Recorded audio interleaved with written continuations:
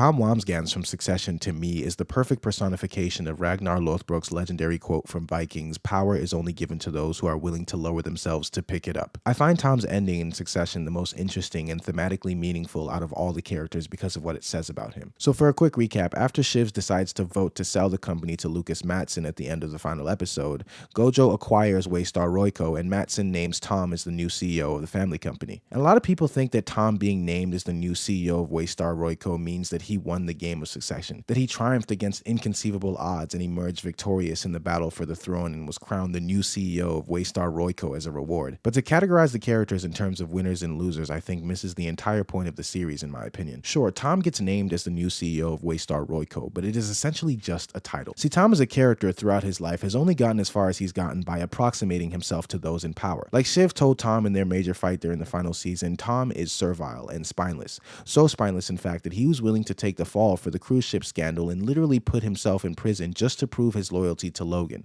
a man who on multiple occasions has told him to his face that he is not worth anything and he is beneath this family. Which brings us back to his deal with Matson to become the new CEO of the company. In that conversation, Matson explicitly states to Tom that he's only choosing him to be the next CEO of Waystar Royco because Tom is an effective puppet. Matson tells Tom that he will be making some pretty big and controversial changes to the company and needs somebody that he can control to be the face in the midst of those changes, and that's why he chooses Tom, because up until this point, Tom has proven to be a very good servant. And on the surface, it looks like he's played his cards correctly and gotten everything he's ever wanted, right? He's married to Shiv Roy, she's pregnant with his child, and he's now the new CEO of Waystar Royco. Except when you look beyond the surface, you see how meaningless those victories truly are. His marriage with Shiv is fractured and loveless, steeped in mutual resentment, and he's the CEO of a company that he has no real control over, installed as a puppet for Logan Roy's real successor, Lucas Matson. I think Tom's ending is meant to illustrate how vapid and hollow the world of the 1% truly is. He spent the entire series as an outsider looking in,